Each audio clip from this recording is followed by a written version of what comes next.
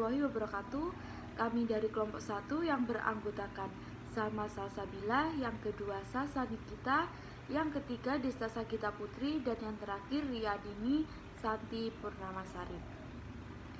Di sini kami akan menjelaskan tentang materi-materi akuntansi lembaga keuangan syariah. Berikut penjelasan dari kelompok kami. Untuk persoalan yang pertama yaitu mengenai akuntansi istisna dan akuntansi istisna paralel. Akad istisna adalah akad jual beli dalam bentuk pemesanan pembuatan barang tertentu dengan kriteria dan persyaratan yang telah disepakati antara pembeli dan penjual. Istisna dapat dilakukan dengan cara langsung dan dapat dilakukan dengan cara perantara. Apabila dilakukan dengan cara perantara, maka disebut dengan istisna paralel. Selanjutnya yaitu ilustrasi akuntansi istisna dengan kasus metode presentase penyelesaian dan pembayaran secara tunai. Transaksi yang pertama yaitu sebelum melakukan akad dikeluarkan biaya sebesar Rp250.000 untuk melakukan survei.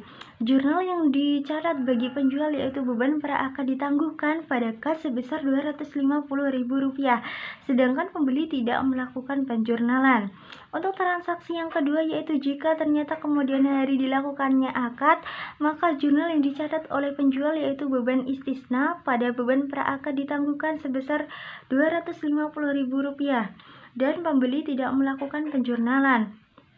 Namun jika tidak terjadi akad, maka jurnal yang dicatat oleh pembeli adalah beban pra-akad pada beban pra-akad ditangguhkan sebesar Rp250.000. Untuk transaksi selanjutnya yaitu dilakukan akad dengan informasi sebagai berikut. Biaya perolehan atau biaya produksi sebesar Rp1.000.000, margin keuntungan sebesar Rp200.000, nilai tunai saat penyerahan sebesar Rp1.200.000. Mengeluarkan biaya perolehan istisna, jurnalnya adalah aset istisna dalam penyelesaian pada kas utang atau persediaan sebesar Rp1.000.000. Untuk transaksi selanjutnya yaitu pada akhir periode tahun buku, pengakuan pendapatan tergantung persentase penyelesaian yang telah diakui. Kalau pada metode akad selesai dilakukan pada akhir masa akad, maka jurnal yang dilakukan oleh pembeli adalah aset istisna dalam penyelesaian sebesar Rp200.000, beban istisna sebesar Rp1.000.000 pada pendapatan istisna sebesar Rp1.200.000, sedangkan pembeli tidak melakukan penjurnalan. Untuk transaksi selanjutnya yaitu pada saat penagihan dan penyerahan aset istisna kepada pembeli, maka jurnal yang dilakukan oleh pembeli adalah piutang istisna pada termin istisna sebesar Rp1.200.000, sedangkan bagi pembeli jurnalnya adalah aset pada utang istisna sebesar Rp1.200.000. Untuk transaksi selanjutnya yaitu termin istisna sebagai kontra account dari aset istisna dalam penyelesaian. Maka jurnal yang dilakukan penjual adalah termin istisna pada aset istisna dalam penyelesaian sebesar Rp1.200.000, sedangkan pembeli tidak melakukan penjurnalan. Untuk transaksi selanjutnya yaitu pada saat kas diterima, maka jurnal yang dilakukan oleh penjual adalah kas pada piutang istisna sebesar Rp1.200.000, sedangkan jurnal yang dicatat oleh pembeli adalah utang istisna pada kas sebesar Rp1.200.000.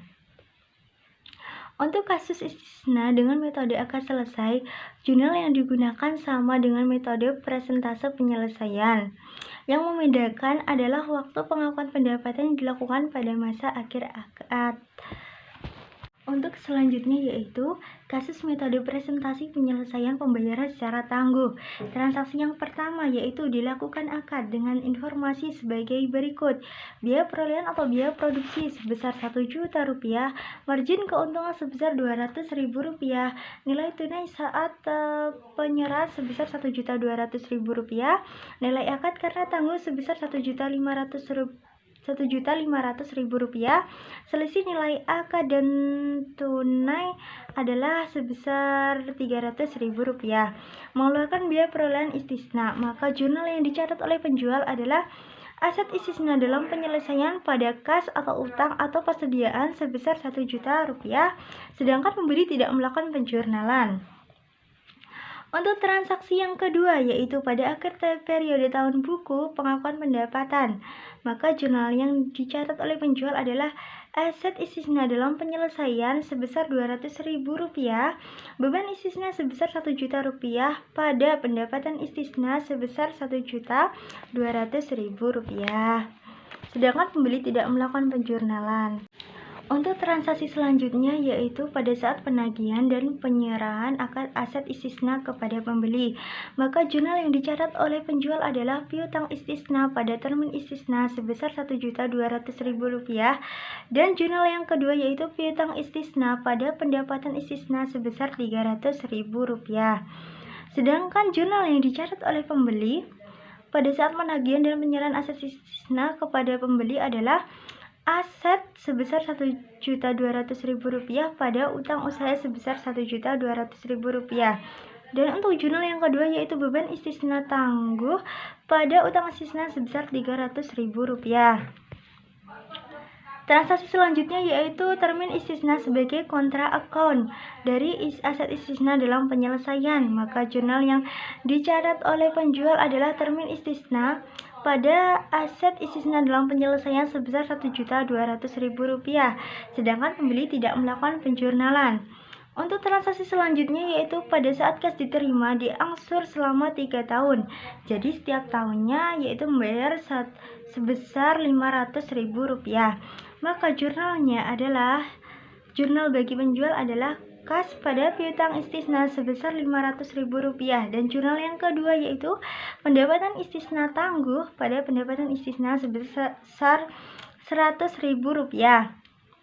Sedangkan pembeli melakukan penjurnalan adalah utang istisna pada kas sebesar Rp500.000 dan jurnal yang kedua yaitu beban istisna pada beban istisna tangguh sebesar Rp100.000.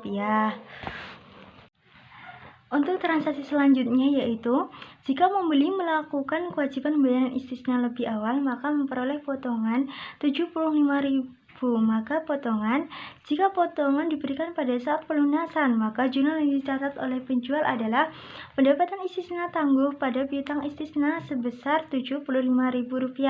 Jurnal yang kedua yaitu kas sebesar Rp425.000, pendapatan istisna tangguh sebesar Rp25.000 pada piutang istisna sebesar Rp425.000 dan pendapatan istisna sebesar Rp25.000. Sedangkan jurnal yang dicatat oleh pembeli yaitu utang istisna pada beban istisna tangguh sebesar Rp75.000. Jurnal yang kedua yaitu utang istisna sebesar Rp425 dan beban istisna sebesar Rp25.000 pada beban istisna tangguh sebesar Rp25.000 dan kas sebesar Rp425.000. Untuk selanjutnya yaitu jika potongan diberikan setelah pelunasan, maka jurnal yang dicatat oleh penjual adalah kas sebesar Rp500.000 dan pendapatan istisna tangguh sebesar Rp100.000 pada piutang istisna sebesar Rp500.000 dan biaya pendapatan istisna sebesar Rp100.000. Untuk jurnal yang kedua, jika potongan diberikan setelah pelunasan adalah pendapatan istisna pada kas sebesar Rp75.000. Untuk jurnal bagi pembeli, jika potongan diberikan setelah pelunasan adalah utang istisna sebesar Rp500.000 dan beban istisna sebesar Rp100.000 pada kas sebesar Rp500.000 dan beban istisna tangguh sebesar Rp100.000. Untuk jurnal yang kedua, jika potongan diberikan setelah pelunasan, jurnal yang dicatat pembeli adalah kas pada beban istisna sebesar Rp75.000. Untuk kasus istisna dengan metode akad selesai, jurnal yang digunakan sama dengan metode persentase penyelesaian. Yang membedakan adalah waktu pengakuan pendapatan yaitu akan dilakukan pada akhir masa akad. Untuk transaksi selanjutnya yaitu jika terjadi kerugian atas akad istisna dan dibayar secara tunai. Untuk transaksi yang pertama yaitu dilakukan akad dengan informasi sebagai berikut. Yang pertama, biaya perolehan atau produksi sebesar Rp1.000.000, margin keuntungan sebesar Rp200.000, nilai tunai saat pembayaran sebesar Rp1.200.000. Maka jurnal yang dicatat oleh penjual adalah aset istisna dalam penyelesaian pada kas atau utang atau persediaan sebesar Rp1.000.000 dan pembeli tidak melakukan penjurnalan. Untuk transaksi selanjutnya yaitu ternyata biaya perolehan yang diperkirakan sebesar Rp1.000.000. Realisasinya adalah sebesar Rp1.250.000. Maka jurnal yang dicatat oleh penjual adalah aset istisna dalam penyelesaian pada kas atau utang atau persediaan sebesar Rp250.000 dan pembeli tidak melakukan penjurnalan. Untuk transaksi selanjutnya yaitu saat akhir periode pengakuan kerugian dari istisna, maka jurnal yang dicatat oleh penjual adalah beban istisna sebesar Rp1.250.000 pada aset istisna dalam penyelesaian atau dalam kurang kerugian sebesar Rp50.000 dan pendapatan istisna sebesar Rp1.200.000, sedangkan pembeli tidak melakukan penjurnalan. Untuk transaksi selanjutnya, pada saat penagihan dan penyerahan aset istisna kepada pembeli, termin istisna sebagai kontra account dari aset istisna dalam penyelesaian, maka jurnal yang dicatat oleh penjual adalah piutang istisna pada termin istisna sebesar Rp1.200.000. Dan untuk jurnal yang kedua yaitu termin istisna pada aset istisna dalam penyelesaian sebesar Rp1.200.000. Sedangkan jurnal yang dicatat oleh pembeli pada saat penagihan dan penyerahan aset istisna kepada pembeli, termin istisna sebagai kontra account dari aset istisna dalam penyelesaian. Maka jurnalnya adalah aset pada utang istisna sebesar Rp1.200.000. Untuk yang terakhir yaitu pada saat kas diterima, maka jurnal yang dicatat oleh penjual adalah kas pada piutang istisna sebesar Rp1.200.000, sedangkan jurnal yang dicatat oleh pembeli adalah utang istisna pada kas sebesar Rp1.200.000. Di sini saya akan menjelaskan mengenai akuntansi transaksi asuransi. Sebelumnya perkenalkan, nama saya Sasa Nikita Sari dengan NIM 12403193182. Yang pertama mengenai definisi. Asuransi syariah sendiri berbeda dengan asuransi konvensional. Perbedaan tersebut tercermin dari UU Nomor 2 Tahun 1992. Menurut undang-undang, asuransi merupakan perjanjian antara dua pihak atau lebih dengan pihak penanggung mengikatkan diri kepada tertanggung dengan menerima premi asuransi untuk memberikan pergantian kepada tertanggung karena kerugian, kerusakan, atau kehilangan keuntungan dari kerugian atau tanggung jawab hukum kepada pihak ketiga yang mungkin akan diderita tertanggung yang timbul dari suatu peristiwa yang tidak pasti atau untuk memberikan suatu pembayaran yang didasarkan atas meninggal atau hidupnya seseorang. Adapun PSAK pertama yang ditunjukkan untuk entitas asuransi syariah dan hanya mengatur tentang transaksi tersebut. Secara resmi dikeluarkan pada bulan April 2009 dan berlaku efektif per 1 Januari 2010. Laporan entitas keuangan harus mengacu pada PSAK 101. Lampiran 2 tentang penyajian laporan keuangan entitas asuransi syariah yang terdiri dari yang pertama, laporan posisi keuangan atau neraca. Yang kedua, laporan surplus, defisit underwriting, dana tabaruk. Ketiga, laporan perubahan dana tabaruk. Keempat, laporan laba rugi. Kelima, laporan perubahan ekuitas. Keenam, laporan arus kas. Ketujuh, laporan sumber dan penggunaan dana zakat. Ke-8, laporan sumber dan penggunaan dana kebajikan. Dan yang terakhir, catatan atas laporan keuangan. Selanjutnya, yaitu rincian aturan pada PSAK 108 sebagai berikut. Yang pertama, kontribusi peserta diakui sebagai bagian dari dana tabaruk. Dalam dana peserta terdiri dari dana tabaruk, dana investasi, hasil investasi, dan cadangan surplus underwriting. Hal ini berbeda dengan asuransi konvensional di mana kontribusi peserta merupakan pendapatan bagi perusahaan asuransi, mengingat akadnya adalah jual beli. Yang kedua, kontribusi peserta untuk investasi merupakan bagian dari dana peserta dan diakui sebagai dana sirkah temporer untuk akad mudharabah atau musyarakah dan sebagai kewajiban jika menggunakan akad wakalah. Yang ketiga, bagian kontribusi untuk ujah atau fee sebagai pengelola akan diakui sebagai pendapatan pada laporan laba rugi dan sebagai beban pada laporan surplus defisit underwriting. Perlakuan ini memperjelas posisi entitas asuransi hanya sebagai pengelola dana tabaruk dan bukan sebagai pemilik dari dana tersebut. Selanjutnya yang keempat, surplus dan defisit underwriting dana tabaruk merupakan proses penaksiran atau penilaian dan penggolongan tingkat risiko yang terkait pada calon tertanggung, serta pembuatan keputusan untuk menerima atau menolak risiko tersebut. Besaran bagi hasil underwriting sesuai aturan dan perjanjian antar pihak.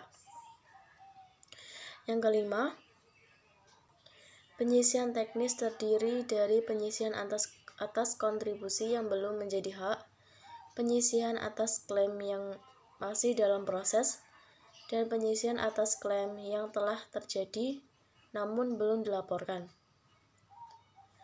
Penyisian teknis ini diakui pada akhir periode sebagai beban pada laporan surplus defisit underwriting dan dana tabaruk. Yang keenam, cadangan dana tabaruk merupakan cadangan yang dibentuk untuk menutupi defisit yang mungkin terjadi di masa yang akan datang dan memitigasi risiko yang ditimbulkan.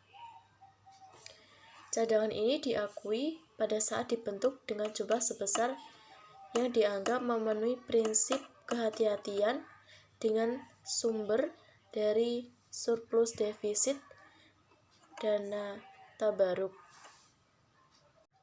Yang terakhir yaitu cakupan standar akuntansi asuransi syariah bagi bank syariah.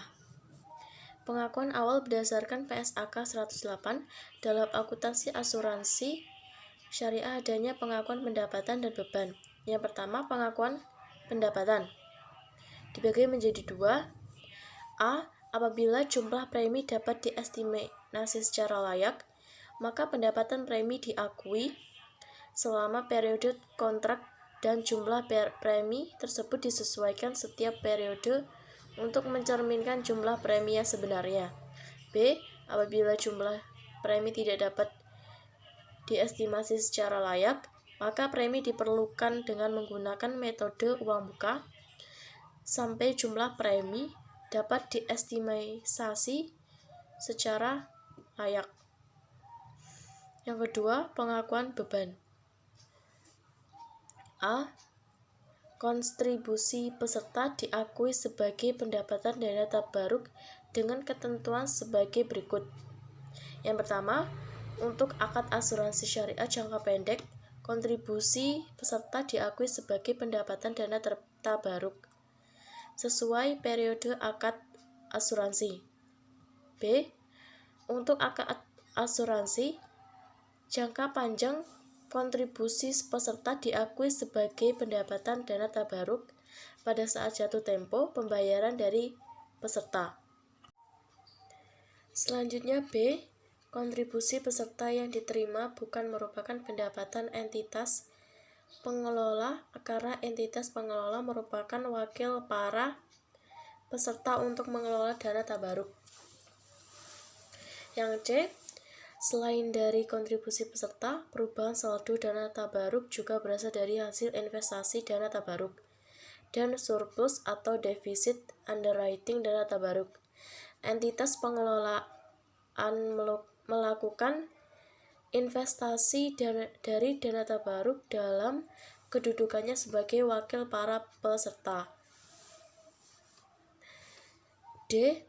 Bagian pembayaran dari peserta untuk investasi diakui sebagai dana investasi mudharabah. Dana investasi mudharabah musyatarokah dan dana investasi wakalah.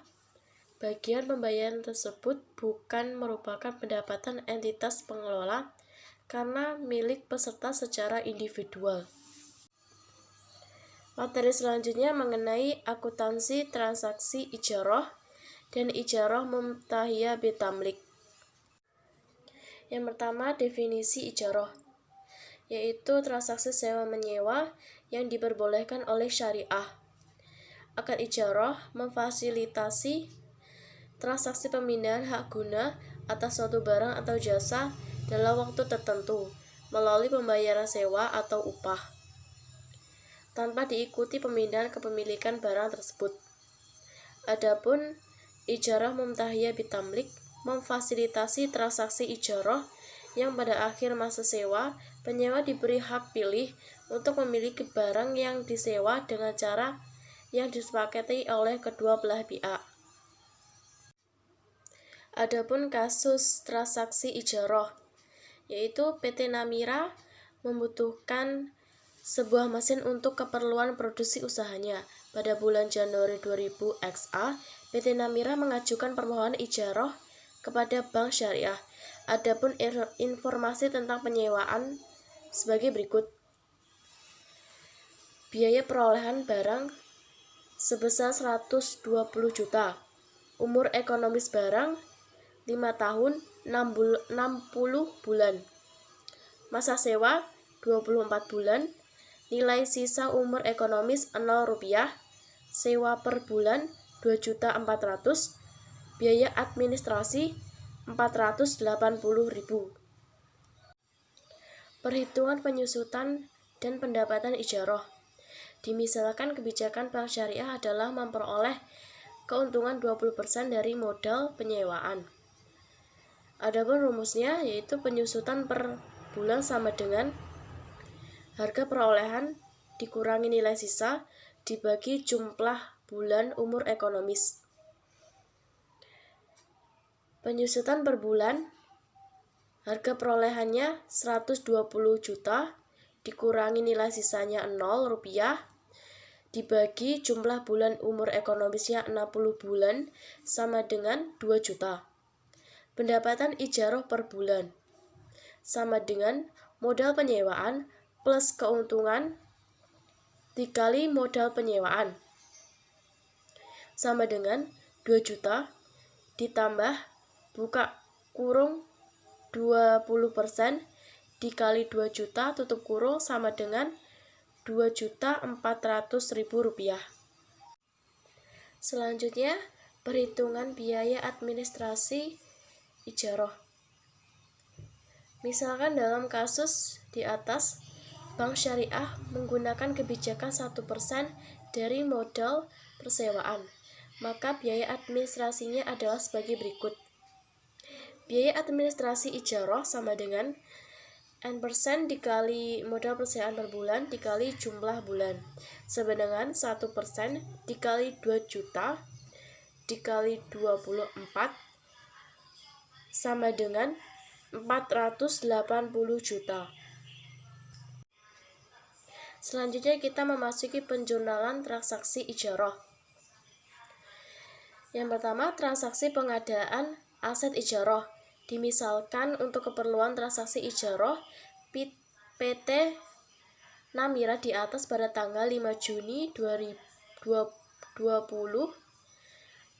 Bank Syariah membeli aset kepada perusahaan yang menyuplai barang yang diperlukan. Pembelian dilakukan via rekening pemasok tersebut. Jurnal terhadap transaksi tersebut adalah sebagai berikut. Tanggal 5 bulan 6 XA. Persediaan ijarah senilai 120 juta di sebelah debit. Kas atau rekening pemasok senilai 120 juta di sebelah kredit. Selanjutnya, transaksi pada saat akad disepakati. Pada tanggal 10 Juni, PT Namira menandatangani akad ijarah atas sebuah mobil. Maka jurnal yang diperlukan adalah tanggal 10 bulan 6 XA, aset yang diperoleh untuk ijarah senilai 120 juta di sebelah debit, persediaan ijarah senilai 120 juta di sebelah kredit, dan tanggal 10 bulan 6, rekening nasabah senilai 480 di sebelah debit, pendapatan administrasi senilai 480 di sebelah kredit. Selanjutnya, transaksi pengakuan penerimaan pendapatan ijarah. Rencana dan realisasi pembayaran sewa oleh PT Namira adalah sebagai berikut. 1. Tanggal jatuh tempo 10 Juli XA. Sewa per bulannya 2.400.000, porsi pokok 2 juta, porsi ujrah 400, tanggal pembayaran 10 Juli XA, jumlah dibayar 2.400.000. 2. 10 Agustus XA. Sewa per bulannya 2.400.000, porsi pokok 2 juta, porsi ujrah 400, tanggal pembayaran 10 Agustus XA, jumlah yang dibayar 2.400.000. 3. 10 September XA. Sewa per bulan 2.400.000, porsi pokok 2 juta, porsi ujrah 400, tanggal pembayaran 10 September XA yang dibayar 2.400.000. 4. 10 Oktober XA. Sewa per bulannya 2.400.000, porsi pokok 2 juta, porsi ujrahnya 400, tanggal pembayaran 10 Oktober XA, jumlah dibayar 2.400.000. 5. 10 November XA. Sewa per bulan 2.400.000, porsi pokok 2 juta, porsi ujrah 400, tanggal pembayaran 5 Desember XA, jumlah dibayar 2.400.000. Adapun tanggal pembayaran 10 Desember XA, jumlah dibayar 1.400.000. Yang keenam, 10 Desember XA. Sewa per bulannya 2.400.000, porsi pokok 2 juta, porsi ujrah 400, tanggal pembayaran 3 Januari XA, jumlah yang dibayar 1 juta. Pembayaran yang dilakukan oleh PT Namira di atas dapat diklasifikasikan dalam 3 bentuk. Yang pertama, pembayaran sewa oleh nasabah dilakukan saat jatuh tempo. Berikut jurnalnya. Tanggal 10 bulan 7, kas atau rekening nasabah senilai 2.400.000 di sebelah debit, pendapatan ijarah senilai 2.400.000 di sebelah kredit. Tanggal 10 bulan 8, kas atau rekening nasabah senilai 2.400.000 di sebelah debit, pendapatan ijarah senilai 2.400.000 di sebelah kredit.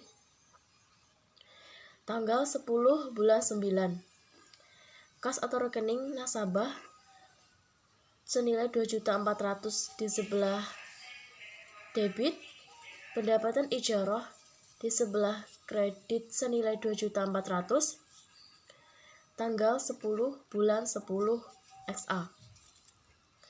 Kas atau rekening nasabah senilai 2.400.000 di sebelah debit. Pendapatan ijarah senilai 2.400.000 di sebelah kredit. 2. Pembayaran sewa oleh nasabah dilakukan setelah tanggal jatuh tempo. Pada tanggal 10 November 20 XA, nasabah belum membayar sewa kepada bank. Pembayaran baru dilakukan pada tanggal 5 Desember 20 XA.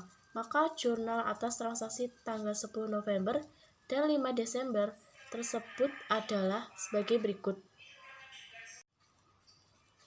Berikut jurnalnya. Tanggal 10 bulan 11, piutang sewa atau porsi pokok senilai 2 juta di sebelah debit. Piutang pendapatan sewa atau porsi ujrah senilai 400 di sebelah debit. Pendapatan ijarah atau akrual senilai 2.400.000 di sebelah kredit. Tanggal 5 bulan 12 XA. Kas atau rekening nasabah senilai 2.400.000 di sebelah debit. Piutang sewa atau porsi pokok senilai 2 juta di sebelah kredit. Piutang pendapatan sewa atau porsi ujrah senilai 400 di sebelah kredit. Pendapatan ijarah akrual senilai 2.400.000 di sebelah debit. Pendapatan ijarah senilai 2.400.000 di sebelah kredit. Yang ketiga, pembayaran sewa oleh nasabah dilakukan sebagian pada saat jatuh tempo dan sebagian lagi setelah tanggal jatuh tempo. 10 Desember 20 XA, nasabah membayar sebesar 1.400.000, sisanya dibayar kemudian pada tanggal 3 Januari, maka jurnal atas transaksi tanggal 10 Desember 20 XA dan 3 Januari 20 XA tersebut adalah sebagai berikut. Berikut jurnalnya. Tanggal 10 bulan 12, kas atau rekening nasabah senilai 1.400.000 di sebelah debit. Piutang pendapatan sewa atau porsi ujrah senilai 166.667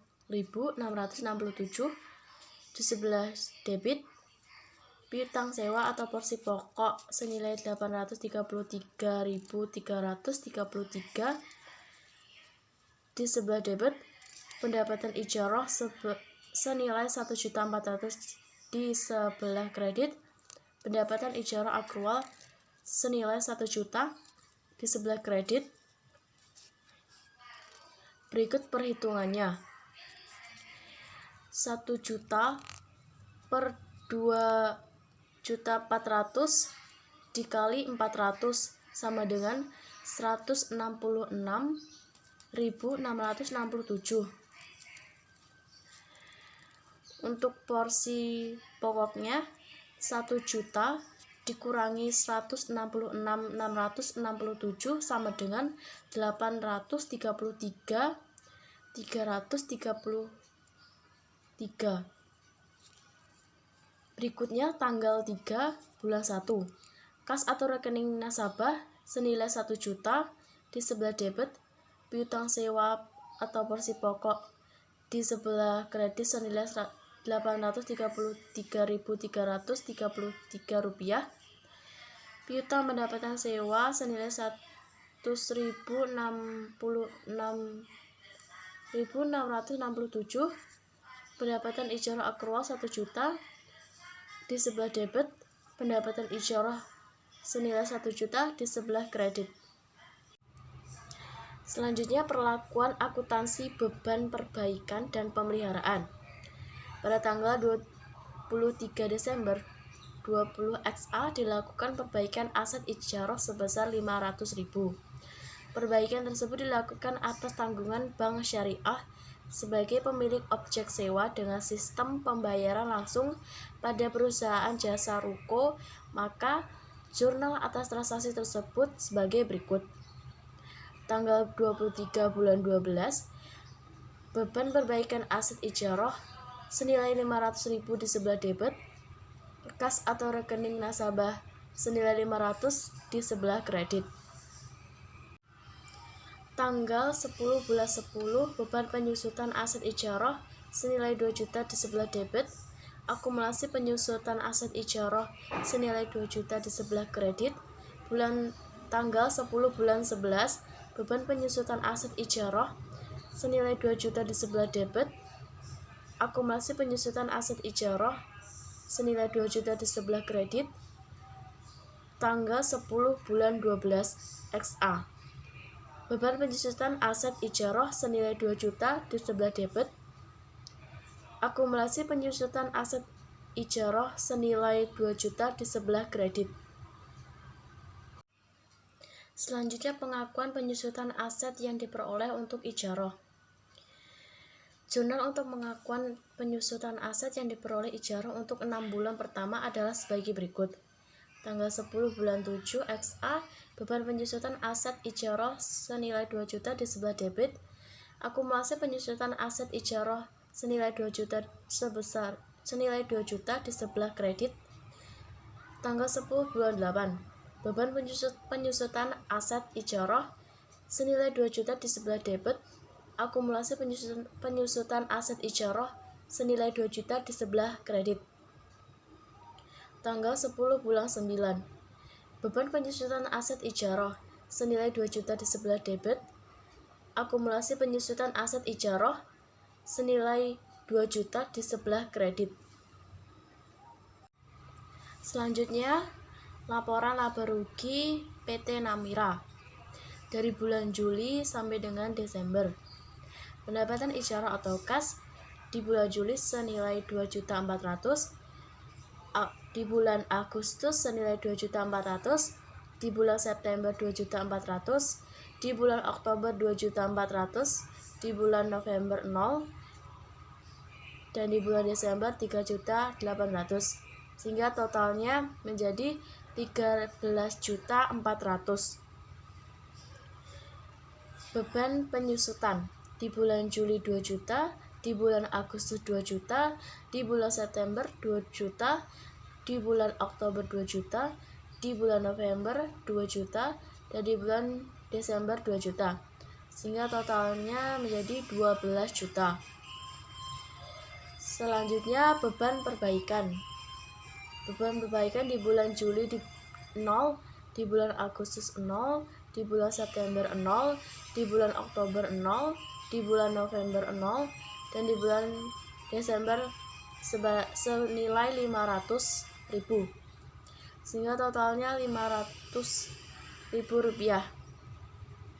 Beban lainnya 0, pendapatan ijarah atau neto di bulan Juli 400, di bulan Agustus 400, di bulan September 400, di bulan Oktober 400, di bulan November 400, dan di bulan Desember 1.300.000, sehingga totalnya menjadi 900.000 rupiah. Selanjutnya mengenai teknis perhitungan dan penjurnalan transaksi IMBT bagi bank syariah. Dengan mengacu pada transaksi kasus 12.1 perusahaan PT Namira yang telah dibahas pada bagian sebelumnya. Adapun perhitungan penyusutan aset IMBT berdasarkan kasus di atas, maka beban penyusutan per bulan barang IMBT adalah penyusutan IMBT per bulan sama dengan biaya perolehan dibagi jumlah bulan masa sewa.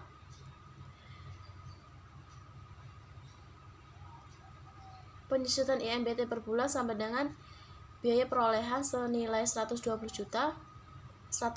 juta dibagi jumlah bulan masa sewa sebanyak 24 bulan, sehingga penyusutan IMBT per bulannya 5 juta.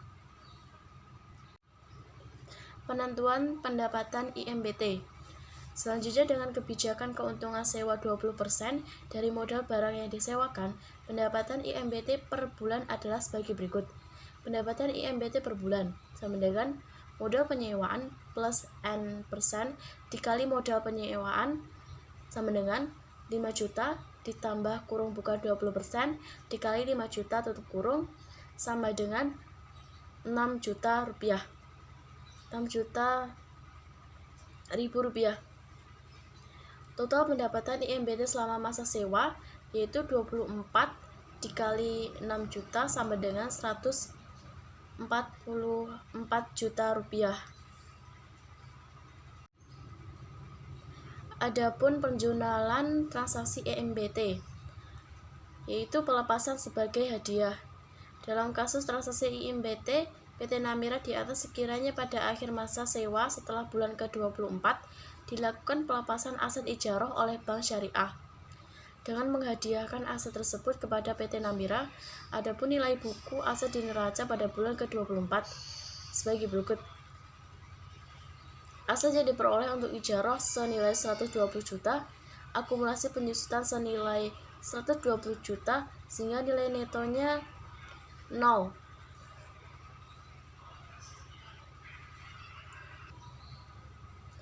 Maka transaksi tersebut apabila dibuat jurnal sebagai berikut. Akumulasi penyusutan aset ijarah senilai 120 juta di sebelah debit. Aset yang diperoleh untuk ijarah senilai 120 juta di sebelah kredit. Pelepasan melalui penjualan objek sewa sebelum berakhirnya masa sewa. Jika harga jual di atas nilai buku aset ijarah, misalkan setelah penerimaan pendapatan ijarah bulan ke-20, Bank Syariah menjual mesin yang menjadi aset ijarah tersebut sebesar sisa cicilan sewa kepada nasabah, yaitu 24 juta. Sebagai rincian 4 kali 4 dikali 6 juta. Adapun nilai buku aset di neraca pada bulan ke-20 adalah sebagai berikut. Aset yang diperoleh untuk ijarah senilai 120 juta, akumulasi penyusutan minus 100 juta, sehingga nilai netonya 20 juta. Dan apabila dibuat jurnal sebagai berikut. Kas senilai 24 juta di sebelah debit, akumulasi penyusutan aset ijarah di sebelah debit senilai 100 juta, aset yang diperoleh untuk ijarah senilai 120 juta di sebelah kredit, keuntungan penjualan aset ijarah senilai 4 juta di sebelah kredit. Selanjutnya, jika harga jual di bawah nilai buku aset ijarah.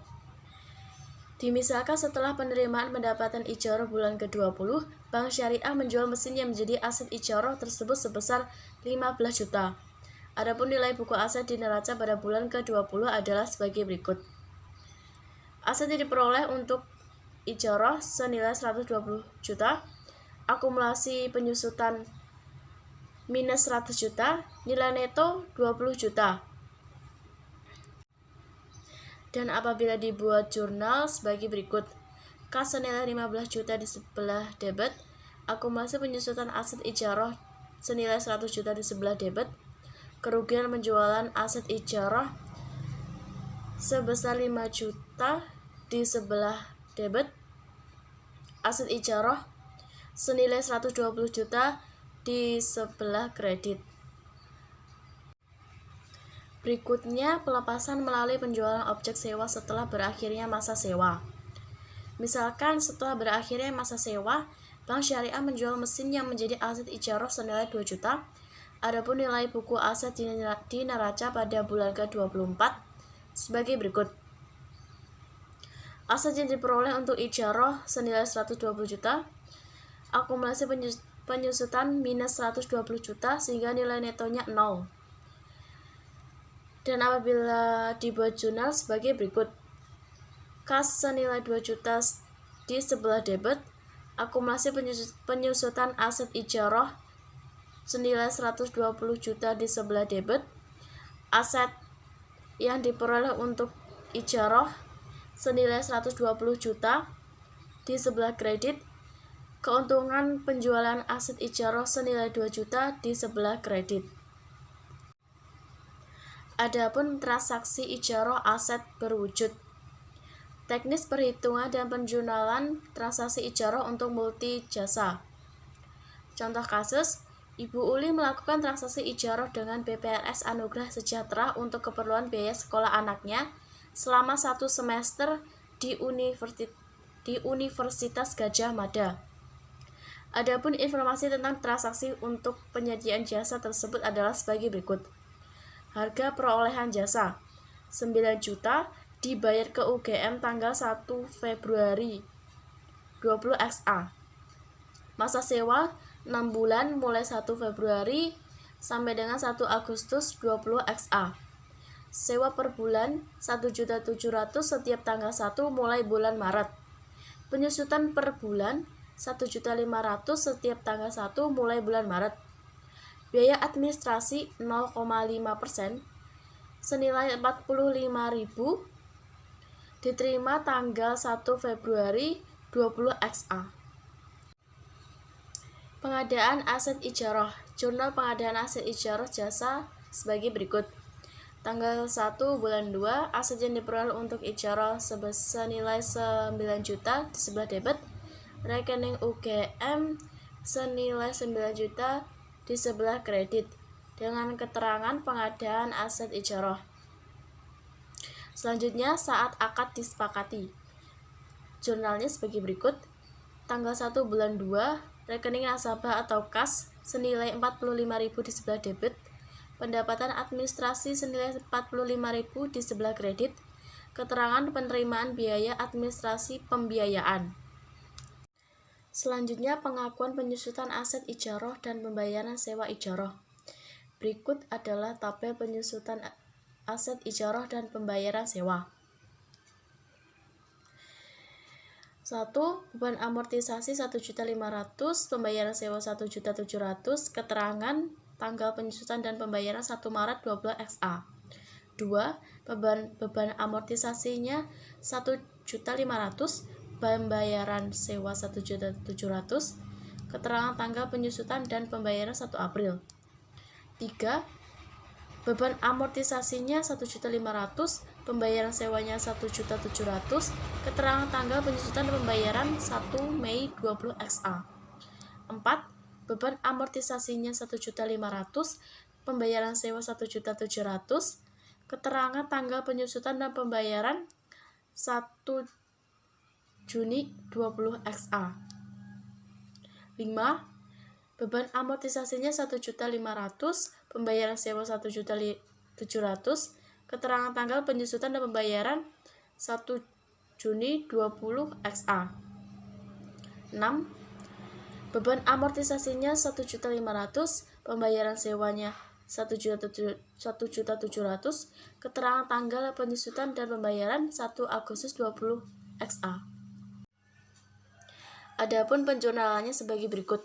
Tanggal 1 bulan 3, beban amortisasi aset ijarah senilai 1.500.000 di sebelah debit, akumulasi amortisasi aset ijarah senilai 1.500.000 di sebelah kredit, keterangan pengakuan amortisasi aset ijarah. Tanggal 1 bulan 3, kas atau rekening nasabah senilai 1.700.000 di sebelah debit, pendapatan ijarah senilai 1.700.000 di sebelah kredit, keterangan pengakuan penerimaan pendapatan sewa. Tanggal 1 bulan 4, beban amortisasi aset ijarah senilai 1.500.000 di sebelah debit, akumulasi amortisasi aset ijarah senilai 1.500.000 di sebelah kredit. Tanggal 1 bulan 4, kas atau rekening nasabah di sebelah debit senilai 1.700.000, pendapatan ijarah 1.700.000 di sebelah kredit.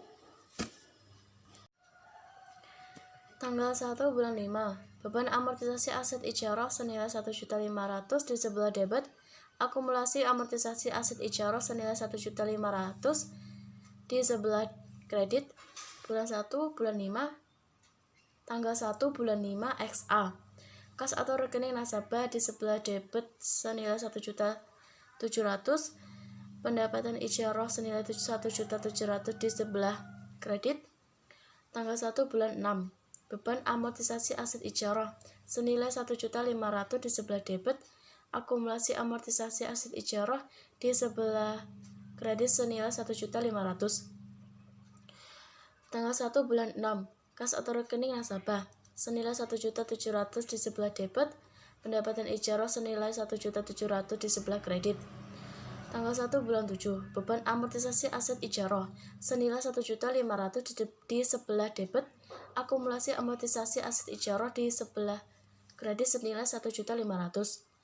Tanggal 1 bulan 7, kas atau rekening nasabah senilai 1.700.000 di sebelah debit, pendapatan ijarah senilai 1.700.000 di sebelah kredit. Tanggal 1 bulan 8, beban amortisasi aset ijarah sebesar 1.500.000 di sebelah debit.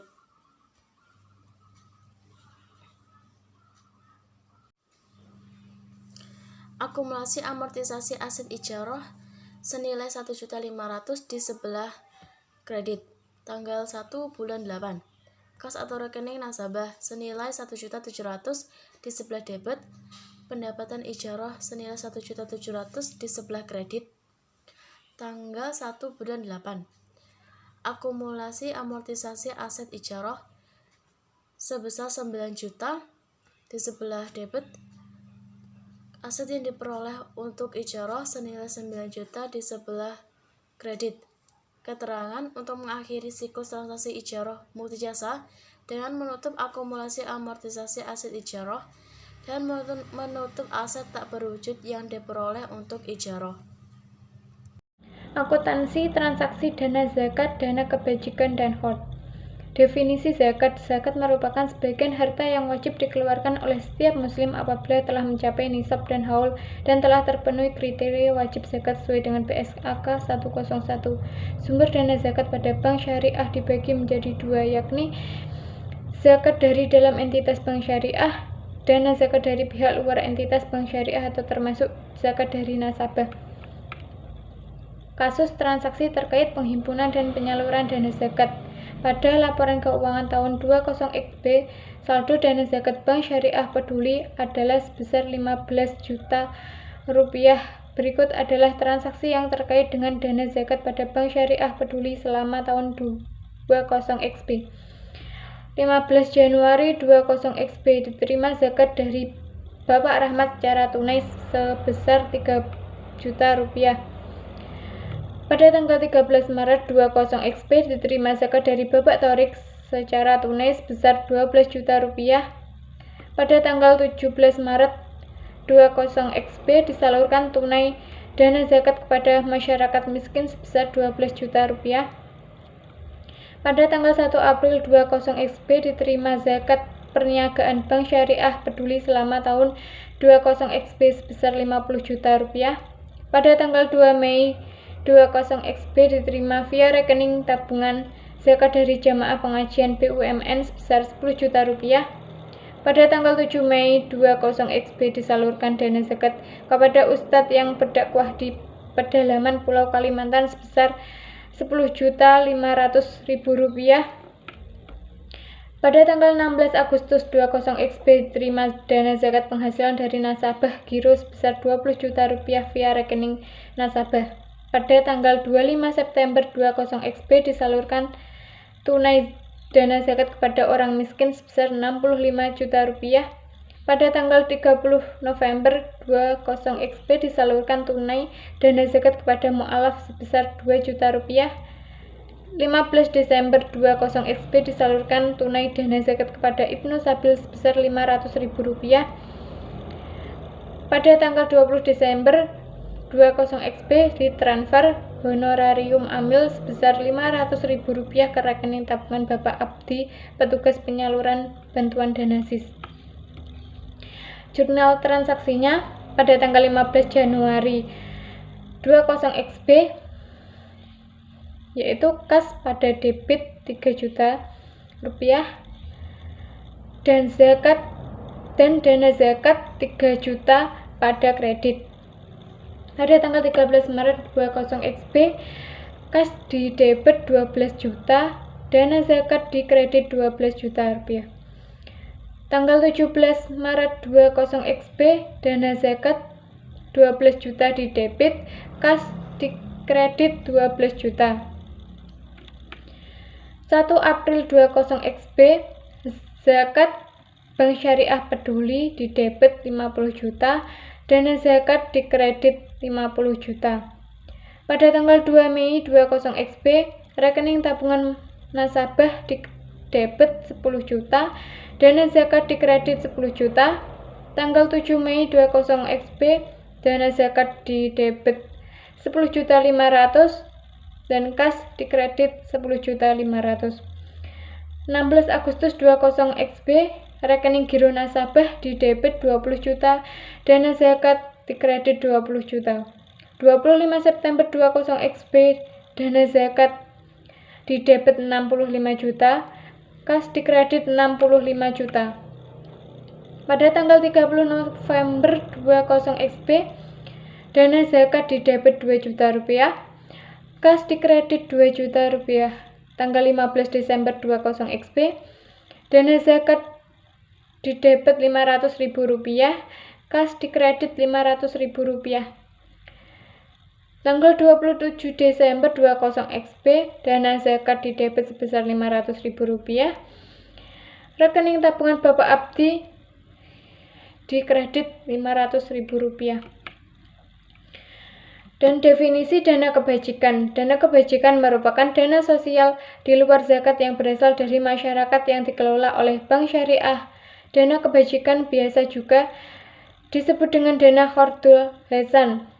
PSAK nomor 59 dan PAPSI 2003 menggunakan istilah Khordul Hasan dan bukan istilah dana kebajikan. Akan tetapi, pada PSAK nomor 101 dan PAPSI tidak ada keterangan resmi alasan penggantian istilah ini dalam PSAK 101. Adanya istilah dana kebajikan memberi fleksibilitas dalam sumber maupun penggunaan dana tersebut. Mengingat istilah khord lebih tepat digunakan untuk transaksi yang terkait dengan meminjam tanpa bunga. Akuntansi dana kebajikan. Berikut contoh kasus transaksinya.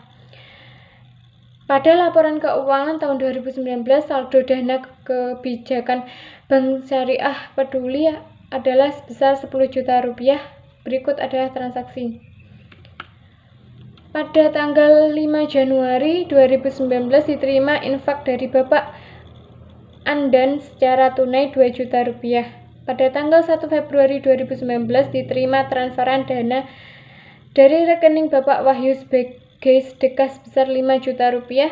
Pada tanggal 7 Maret diterima transfer dari rekening Bapak Rudi sebagai denda atas keterlambatan pembayaran angsuran murabahah sebesar 100.000 rupiah.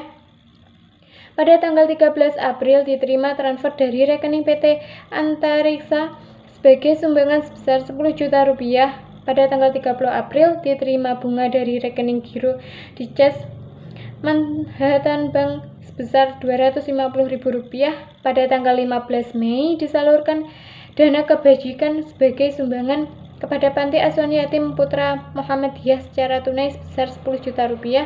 Pada tanggal 11 Juni disalurkan dana kebajikan sebagai sumbangan kepada Sekolah Dasar Negeri 1 Sidoarjo secara tunai sebesar 5 juta rupiah.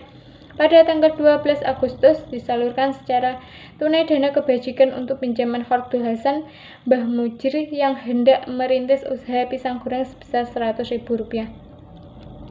Pada tanggal 8 September diterima secara tunai pengambilan dana Khordul Hasan tahap 1 oleh Mbah Mujir sebesar 50.000 rupiah. Pada tanggal 18 Oktober disalurkan dana kebajikan untuk pinjaman Khordul Hasan Ibu Sukini yang hendak merintis usaha pecel lele sebesar 500.000 rupiah. Pada tanggal 17 Desember diterima secara tunai pengembalian dana Khordul Hasan tahap 2 oleh Mbah Mujir sebesar 50.000 rupiah dan tahap 1 oleh Ibu Sukini sebesar 100.000 rupiah. Jurnal transaksinya yaitu pada tanggal 5 Januari kas di debit sebesar 2 juta dan dana kebajikan di kredit sebesar 2 juta. Pada tanggal 1 Februari, rekening nasabah di debit sebesar 5 juta rupiah dan dana kebajikan di kredit sebesar 5 juta rupiah. Pada tanggal 7 Maret, rekening nasabah berada di debit sebesar Rp100.000 dan dana kebajikan sebesar Rp100.000. Tanggal 13 April, rekening nasabah di debit sebesar 10 juta rupiah dan dana kebajikan sebesar 10 juta rupiah. Tanggal 30 April, giro pada bank lain sebesar Rp250.000 di debit, dana kebajikan Rp250.000 di kredit. Tanggal 15 Mei, dana kebajikan di debit 10 juta, kas di kredit 10 juta. Tanggal 11 Juni, dana kebajikan di debit 5 juta rupiah, kas di kredit 5 juta rupiah. Tanggal 12 Agustus, dana kebajikan di debit Rp100.000, kas di kredit Rp100.000. Tanggal 8 September, kas di debit Rp50.000, dana kebajikan di kredit Rp50.000. Tanggal 18 Oktober, dana kebajikan di debit Rp500.000, kas di kredit Rp500.000. 17 Desember, kas di debit Rp150.000 dan dana kebajikan di kredit Rp150.000. Yang terakhir, definisi pinjaman hold. Secara terminologi, hold berarti menyerahkan harta kepada orang yang menggunakannya untuk dikembalikan gantinya pada suatu saat.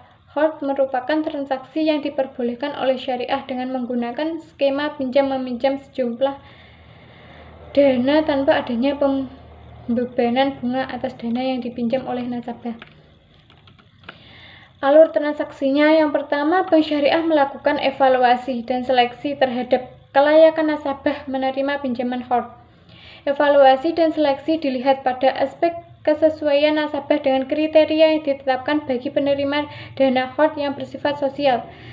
Selanjutnya, kedua belah pihak menyepakati akad hold kedua.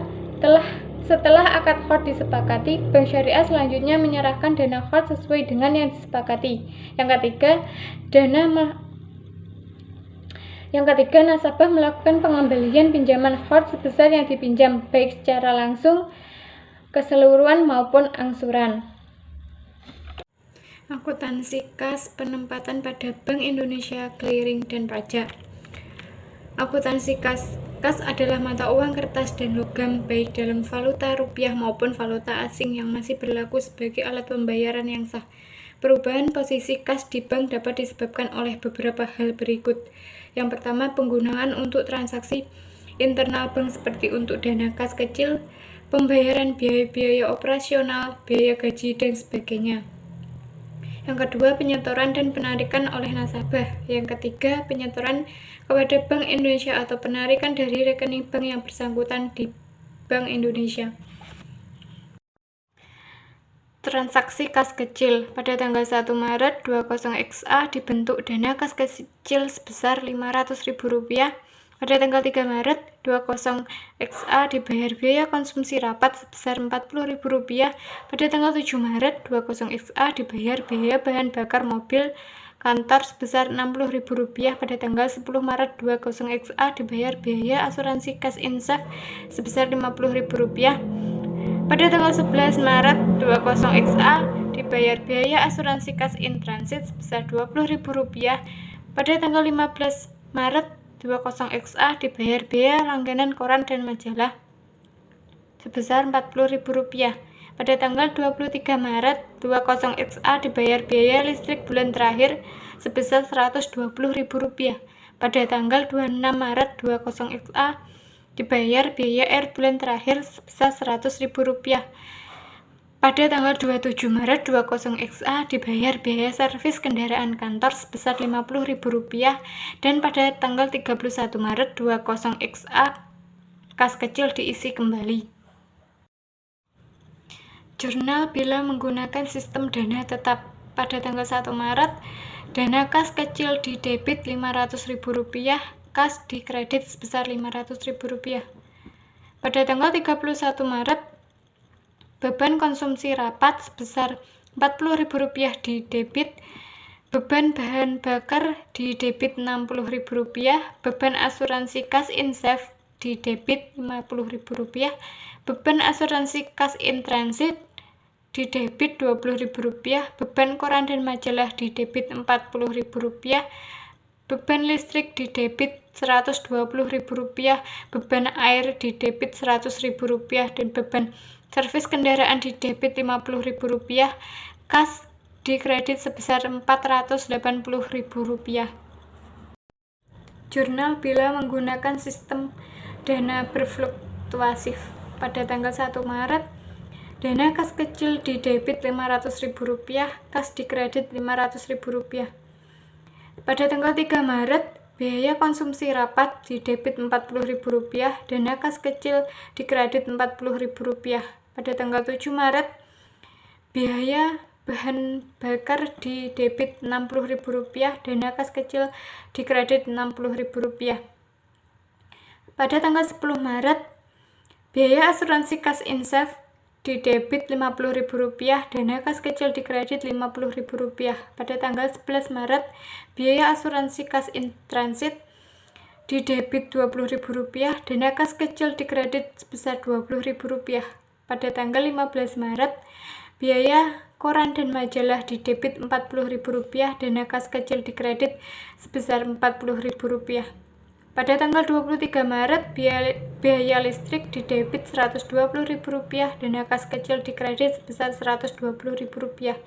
Pada tanggal 26 Maret, biaya air di debit Rp100.000, dana kas kecil di kredit Rp100.000. Pada tanggal 27 Maret, biaya servis kendaraan di debit Rp50.000, dana kas kecil di kredit sebesar Rp50.000. Pada tanggal 31 Maret, dana kas kecil di debit sebesar Rp480.000 dan kas di kredit sebesar Rp480.000. Akuntansi penempatan pada Bank Indonesia dan Clearing. Penempatan pada Bank Indonesia dilakukan dalam bentuk giro dan sertifikat wadiah Bank Indonesia. Transaksi penempatan pada Bank Indonesia. Pada tanggal 1 Agustus 20XA, Bank Murni Syariah Cabang Padang mengambil dana di Bank Indonesia sebesar 1 miliar. Pada tanggal 10 Agustus 20XA, Bank Murni Syariah Cabang Padang menyetor tunai untuk giro di Bank Indonesia sebesar 400 juta. Jurnalnya yaitu pada tanggal 1 Agustus 20XA, giro pada Bank Indonesia di debit sebesar 1 miliar, kas pada kredit sebesar 1 miliar. Pada tanggal 10 Agustus 20XA, kas di debit sebesar 400 juta dan giro pada Bank Indonesia pada kredit sebesar 400 juta. Transaksi penempatan pada SBI Syariah atau FASBIS. Pada tanggal 1 September 2009, Bank Murni Syariah menempatkan dana sebesar 3 miliar di SBI Syariah dengan masa penempatan 3 bulan. Pada tanggal 5 September 2009, Bank Murni Syariah menetapkan dana sebesar 500 juta di FASBIS dengan masa penempatan 1 bulan. Tanggal 5 Oktober 2009, Bank mencairkan FASBIS yang dimasukkan tanggal 5 September. Tanggal 1 Desember 2009, Bank mencairkan SBI Syariah yang pernah dimasukkan tanggal 1 September 2009. Jurnal Transaksi Penempatan pada SBI. Pada tanggal 1 September 2009, SBI Syariah pada debit sebesar 3 miliar, giro pada Bank Indonesia sebesar 3 miliar di kredit. Pada tanggal 5 September 2009, FASBIS di debit 500 juta, giro pada Bank Indonesia di kredit 500 juta. Pada tanggal 5 Oktober 2009, giro pada Bank Indonesia di debit 500 juta dan FASBIS di kredit 500 juta. 1 Desember 2009, giro pada Bank Indonesia di debit 3 miliar dan FASBIS di kredit sebesar 3 miliar. Clearing. Clearing merupakan sarana atau cara perhitungan hutang piutang dalam bentuk surat berharga atau surat dagang dari suatu bank peserta yang diselenggarakan oleh Bank Indonesia atau pihak lain yang ditunjuk Contoh transaksi clearing. Pada tanggal 5 Juli 20XA, Bank Murni Syariah menerima tagihan dari Bank Peduli Syariah sebesar 200 juta untuk beban Bapak Rahmat. Pada tanggal 6 Juli 20XA, Bank Murni Syariah menyerahkan warkat clearing ke Bank Indonesia dan tanggal itu juga clearing dinyatakan berhasil sebesar 300 juta untuk keuntungan rekening giro Bapak Samsul. Jurnalnya, pada tanggal 5 Juli, giro Ahmad didebit 200 juta, giro pada Bank Indonesia dikredit 200 juta. Pada tanggal 6 Juli, giro pada Bank Indonesia didebit 300 juta, giro Samsul dikredit 300 juta. Akuntansi pajak. Beberapa jenis objek pajak yang terkait dengan aktivitas bank syariah beserta tarif pajak yang dikenakan. Yang pertama, penerimaan bonus giro wadiah oleh nasabah giro wadiah. Dikenakan pajak PPh pasal 4 sebesar 20% dari bonus yang diterima nasabah. Yang kedua, penerimaan bagi hasil oleh nasabah giro mudharabah. Tabungan mudharabah dan deposito mudharabah dikenakan pajak PPh pasal 4. Ketiganya dikenakan pajak sebesar 20% dari bagi hasil atau bonus yang diterima. Penghasilan yang diterima pegawai bank syariah dikenakan PPh 21 perorangan dikenakan pajak 10%. Penghasilan bank syariah yang kena pajak dikenakan PPh 21 badan. Dividen yang dibayar bank syariah pada pemegang saham dikenakan PPh pasal 4. Transaksi pajak. Tanggal 30 Oktober 20XA dibayar bagi hasil ke rekening Ursila nasabah tabungan mudharabah sebesar Rp60.000 dan dipotong 20% PPh pasal 4 tabungan. Tanggal 1 November 20XA dibayar gaji hania pegawai PMS sebesar 3 juta, potong pajak sebesar 10%. Gaji langsung masuk rekening tabungan mudharabah syariahullah. Tanggal 1 November 20XA dibayar PPh 25 cicilan pajak sebesar 15 juta. Tanggal 1 November dibayar dividen kepada Juworo Rohmadi, salah seorang pemegang saham sebesar 20 juta dan dipotong PPh pasal 4 dividen. Dividen dibayar via tabungan mudharabah Juworo Rohmadi. Tanggal 5 November disetor semua pajak yang telah dipotong BMS ke rekening pemerintah di Bank Indonesia sebesar Rp256.640.000. Itu jurnalnya. Tanggal 30 Oktober, beban bonus wirowadiah. Beban bonus giro wadiah didebit 100.000. Giro wadiah atas nama Torik dikredit Rp80.000. Titipan kas negara PPh pasal 4. Giro dikredit Rp20.000. Pada tanggal 30 Oktober, hak pihak ketiga atas bagi hasil didebit Rp60.000. Tabungan mudharabah atas nama Ursila dikredit Rp60.000. Tabungan mudharabah atas nama Ursila didebit Rp12.000. Titipan kas negara PPh pasal 4 tabungan dikredit Rp12.000. Pada tanggal 1 November, beban gaji didebit 3 juta. Tabungan mudharabah atas nama Thariqullah dikredit Rp2.700.000. Titipan kas negara PPh 21 dikredit Rp300.000. Pada tanggal 1 November, beban pajak didebit 15 juta. Titipan kas negara PPh 21 badan dikredit Rp15 juta. Tanggal 1 November, dividen didebit 20 juta.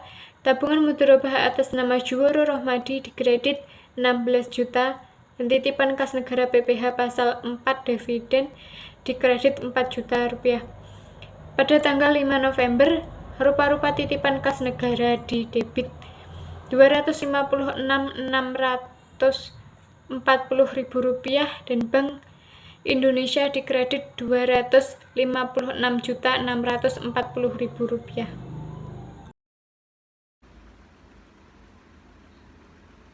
Materi selanjutnya yang akan kita bahas adalah perhitungan bagi hasil. Bab pertama yaitu tahapan perhitungan bagi hasil. Untuk menghitung pendapatan bagi hasil yang diterima oleh bank atau nasabah, di mana bank sebagai mudhorib sedangkan nasabah sebagai sahibul mal, ada beberapa tahapan yang dilakukan, yaitu menentukan prinsip perhitungan bagi hasil, menghitung jumlah pendapatan yang akan didistribusikan untuk bagi hasil, menentukan sumber pendanaan yang digunakan sebagai dasar perhitungan bagi hasil, menentukan pendapat bagi hasil untuk bank dan nasabah, dan akuntansi bagi hasil untuk bank dan nasabah. Menentukan prinsip bagi hasil yang digunakan. Yang pertama, menghitung pendapatan yang akan dibagi hasil, yaitu dengan menghitung saldo rata-rata harian sumber dana dan menghitung saldo rata-rata harian sumber dana. Yang selanjutnya adalah distribusi bagi hasil pendapatan kepada masing-masing nasabah sesuai nisbah yang disepakati. Yang pertama, menghitung proporsi bagi hasil pendapatan untuk setiap jenis sumber dana dan menghitung pendapatan bagi hasil untuk nasabah dan bank.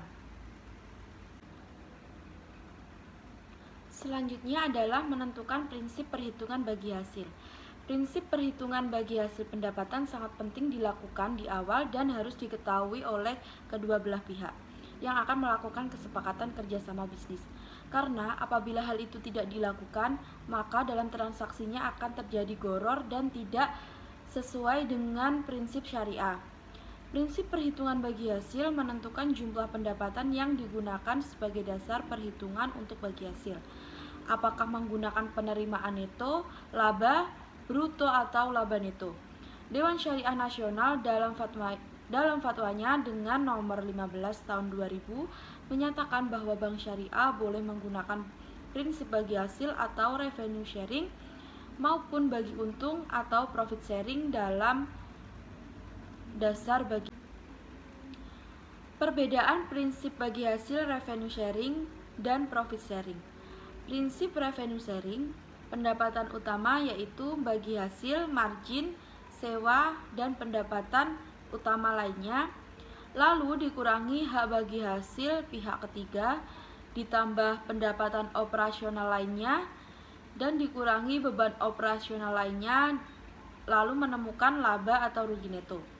Sedangkan prinsip profit sharing, pendapatan utamanya sama yaitu bagi hasil, margin, sewa, pendapatan utama lainnya, lalu dikurangi beban operasional lainnya dan menemukan laba atau rugi neto. Tahap selanjutnya adalah menghitung pendapatan yang akan didistribusikan sebagai pendapatan bagi hasil untuk bank dan nasabah. Dalam perolehan pendapatan terdapat dua variasi sumber dana untuk memperoleh pendapatan yang akan diterima oleh bank syariah, yaitu yang pertama, seluruh pendapatan berasal dari pembiayaan yang sumbernya dari dana nasabah, dan yang kedua, sebagian pendapatan berasal dari pembiayaan yang sumbernya dari dana nasabah dan sebagian pendapatan dari modal bank.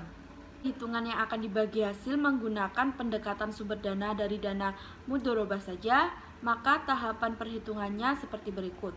Yang pertama, menghitung rata-rata saldo harian sumber dana. Hal ini dilakukan karena saldo nasabah dapat berubah setiap hari. Perhitungan rata-rata saldo sumber dana menggunakan rumus berikut. RSSD sama dengan saldo tanggal 1 ditambah saldo tanggal 2 ditambah tanggal 3 dan seterusnya titik-titik sampai tanggal N per jumlah hari N. Yang kedua, menghitung rata-rata saldo harian pembiayaan atau RSP.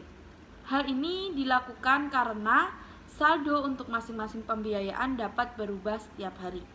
Perhitungan rata-rata saldo harian pembiayaan menggunakan rumus seperti ini. RSP sama dengan saldo tanggal 1 ditambah saldo tanggal 2 dan seterusnya sampai saldo tanggal N per jumlah hari N. Dan yang ketiga, menghitung pendapatan untuk bagi hasil. Pendapatan untuk bagi hasil dihitung dengan menggunakan rumus pendapatan bagi hasil sama dengan jumlah rata-rata saldo sumber dana per jumlah rata-rata saldo harian pembiayaan dikali jumlah pendapatan. Berikut ini adalah contoh perhitungan pendapatan yang akan dibagi hasil berdasarkan sumber dana pihak ketiga dari sumber dana mudharabah. Yang pertama, penghimpunan dana. Tabungan mudharabah pada rata-rata harian saldo sumber dana 1 diperoleh 60 juta. Deposito mudharabah rata-rata harian saldo sumber dana 140 juta. Dan jumlah sumber dana rata-rata harian saldo sumber dana 1 yaitu 200 juta. Kemudian penyaluran dana yaitu jual beli. Rata-rata harian pembiayaan 2 180 juta, pendapatan penyaluran dana sebesar 550.000. Yang kedua, ijaroh. Rata-rata harian pembiayaan 2 30 juta dan pembiayaan penyaluran dana 3 100.000. Yang ketiga, bagi hasil. Rata-rata harian pembiayaan 2 140 juta dan pendapatan penyaluran dana 1.050.000. Yang keempat, penyaluran lainnya. Rata-rata pembiayaan 2 50 juta dan pendapatan penyaluran dana 300.000. Jumlahnya pada rata-rata saldo sumber dana 1 kosong, rata-rata harian pembiayaan 2 400 juta, rata-rata penyaluran dana 3 2 juta dan pendapatan untuk bagi hasil 4. Selanjutnya, contoh dari perhitungan pendapatan yang akan dibagi hasil berdasarkan sumber dana pihak ketiga dari sumber dana mudharabah dan wadiah. Prinsip wadiah. Tabungan wadiah pada rata-rata harian 1 50 juta, giro wadiah rata-rata harian 1 80 juta dan jumlahnya pada rata-rata harian 1 130 juta. Pada penghimpunan dana yaitu tabungan mudharabah rata-rata harian 1 60 juta, deposito mudharabah rata-rata harian 1 140 juta. Dan jumlahnya rata-rata harian 1 200 juta rupiah. Dan jumlah sumber dana pada rata-rata harian 1 330 juta rupiah. Selanjutnya adalah penyaluran dana, yaitu jual beli. Rata-rata harian 2 180 juta dan pendapatan penyaluran dana 3 550.000. Yang kedua, ijaroh. Rata-rata harian 2 30 juta, pendapatan penyaluran dana 3 100.000. Selanjutnya, bagi hasil pada rata-rata harian 2 140 juta, pendapatan penyaluran dana 3 1.050.000. Keempat, penyaluran lainnya. Rata-rata harian 2 50 juta dan pendapatan penyaluran dana 300.000. Jumlahnya pada rata-rata harian 1 kosong, rata-rata harian 2 400 juta, pendapatan penyaluran dana 3 2 juta dan pendapatan untuk bagi hasil 4 1.650.000. Selanjutnya adalah contoh perhitungan pendapatan yang akan dibagi hasil berdasarkan seluruh sumber dana.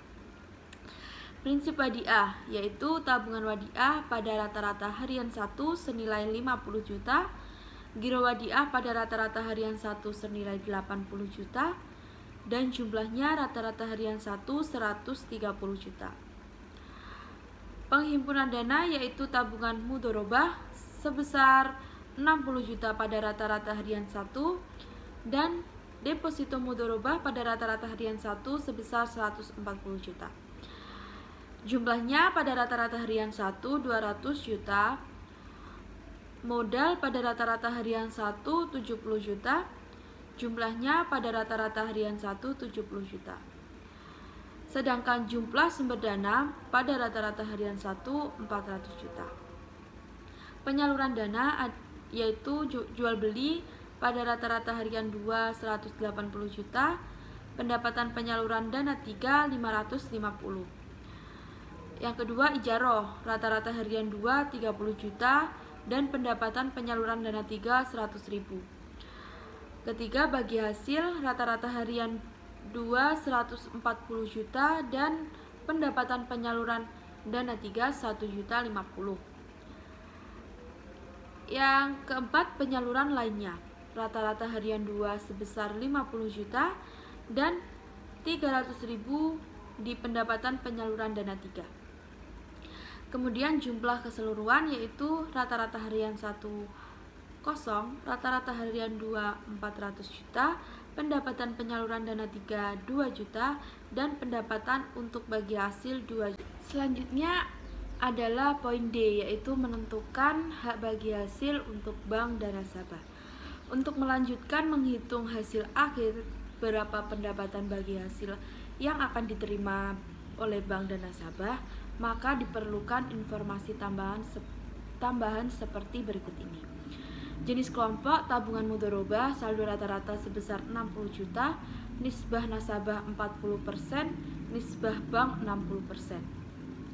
Deposito mudharabah pada 1 bulan saldo rata-rata 40 juta, nisbah nasabah 60%, nisbah bank 40%. Deposito mudharabah 3 bulan saldo rata-rata 30 juta, nisbah nasabah 65% dan nisbah bank 35%. Deposito mudharabah 6 bulan saldo rata-rata 50 juta, nisbah nasabah 65% dan nisbah bank 35%. Deposito mudharabah pada 12 bulan saldo rata-ratanya 20 juta, nisbah nasabah 70% dan nisbah bank 30%. Dari data tabel 15.3 dan 15.4 yang saya jelaskan tadi, dihitung proporsi pendapatan yang akan dibagi hasil untuk masing-masing kelompok sumber dana dengan menggunakan rumus sebagai berikut. Proporsi tabungan mudharabah sama dengan saldo rata-rata sumber dana per jumlah keseluruhan dana rata-rata sumber dana dikali jumlah pendapatan yang dibagi hasil. Proporsi tabungan mudharabah sebesar 60 juta per 200 juta dikali 1 juta. Proporsi tabungan mudharabah yaitu sebesar Rp300.000. Setelah diketahui jumlah pendapatan yang dibagi hasil untuk masing-masing kelompok investasi, selanjutnya dihitung pendapatan bagi hasil untuk bank dan nasabah dengan menggunakan rumus sebagai berikut. Pendapatan nasabah tabungan mudharabah sama dengan proporsi pendapatan tabungan mudharabah dikali nisbah bagi hasil nasabah. Pendapatan nasabah tabungan mudharabah sebesar 300.000 dikali 40% dan diperoleh 120.000. Lalu pendapatan bank dari tabungan mudharabah sama dengan proporsi pendapatan tabungan mudharabah dikali nisbah bagi hasil bank. Pendapatan bank dari tabungan mudharabah sebesar 300.000 dikali 60% dan diperoleh 180.000. Untuk perhitungan sumber dana deposito 1 bulan, 3 bulan, 6 bulan, dan 12 bulan mengikuti perhitungan yang sama dengan perhitungan. Selanjutnya adalah tabel distribusi bagi hasil kepada nasabah dan bank. Jenis kelompok tabungan mudharabah saldo rata-ratanya sebesar 60 juta, proporsi pendapatan dibagi 300.000, nisbah nasabah 40%, pendapatan nasabah 120.000. Nisbah bank 60%, pendapatan bank 180.000. Deposito mudharabah 1 bulan saldo rata-ratanya 40 juta, proporsi pendapatan dibagi 200.000, nisbah nasabah 60%, pendapatan nasabah 120, nisbah bank 40% dan pendapatan bank 80.000. Deposito mudharabah 3 bulan saldo rata-rata 30%, proporsi pendapatan dibagi 150.000, nisbah nasabah 65%, pendapatan nasabah 97.500.000, nisbah bank 35%, pendapatan bank 52.000.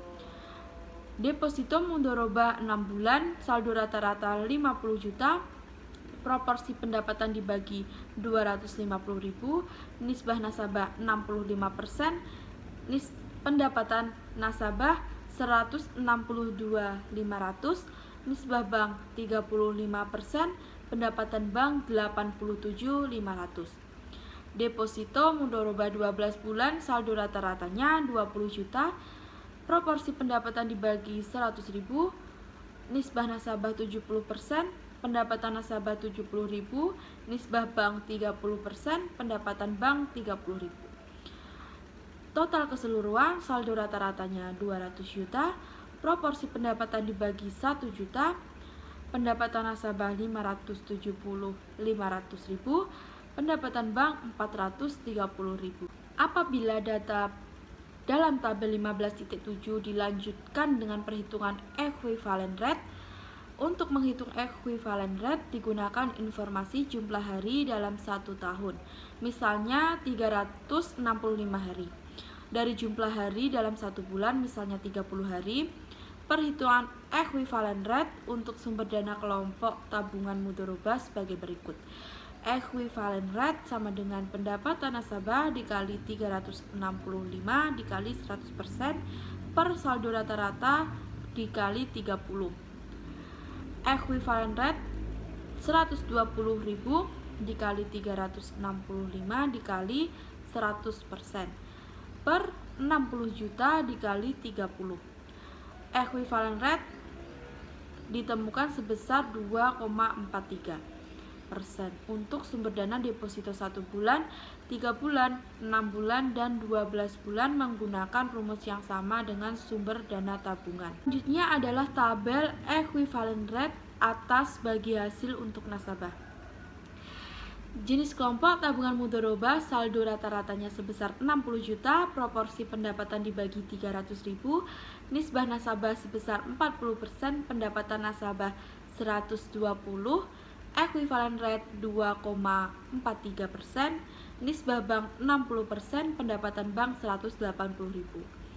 Deposito mudharabah pada 1 bulan, saldo rata-ratanya 40 juta, proporsi pendapatan dibagi 200.000, nisbah nasabah 60%, pendapatan nasabah 120.000, equivalent rate 3,65%, nisbah bank 35%, pendapatan bank 52.500. Deposito mudharabah pada 6 bulan sebesar 50 juta, proporsi pendapatan dibagi sebesar 250, nisbah nasabah sebesar 65%, pendapatan nasabah 162.500, equivalent rate nasabah 3,95%, nisbah bank 35%, pendapatan bank 87.500.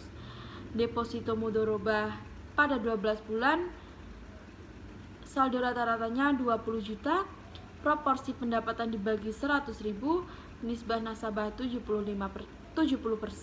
pendapatan nasabah 70%, equivalent rate 4,26%, nisbah bank 30%, pendapatan bank 30.000. Jumlah keseluruhannya pada saldo rata-rata 200 juta, proporsi pendapatan dibagi 1 juta, pendapatan nasabah 570.000, dan pendapatan bank 400. Sekian diskusi dari kelompok kami, kurang lebihnya mohon dimaafkan. Wassalamualaikum warahmatullahi wabarakatuh. Saya Riyadini Santi Purnamasari NIM 210 akan menghafalkan surat Al-Baqarah ayat 42 sampai dengan ayat 43 terkait dengan zakat. Bismillahirrahmanirrahim.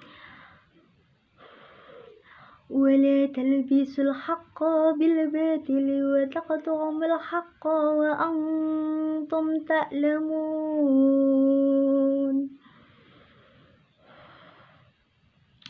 وأقيموا الصلاة وآتوا الزكاة واركعوا مع الراكعين صدق الله العظيم. Bismillahirrahmanirrahim. Annahu Rasulullah sallallahu alaihi wasallam qala uqtu ajira ujratah qabla yajifa arakuh. Artinya, sesungguhnya Rasulullah sallallahu alaihi wasallam bersabda, berikanlah upahnya sebelum kering keringatnya. Hadis riwayat Ibnu Majah dan Baihaqi. A'udzu billahi minasyaitonir rajim. Bismillahirrahmanirrahim. Innallaha ya'muru bil 'adli wal ihsani wa ita'i dzil qurba wa yanha 'anil fahsani wal munkar wal baghi ya'idukum la'allakum tadhakkarun. Saya Dista Sagita Putri NIM 203 akan membacakan surat An-Nisa ayat 29. A'udzu billahi minasyaitonir rajim. Bismillahirrahmanirrahim. يا أيها الذين آمنوا لا تأكلوا أموالكم بينكم بالباطل إلى أن تكون تجارة عن تراض منكم ولا تقتلوا أنفسكم إن الله كان بكم رحيما. صدق الله العظيم.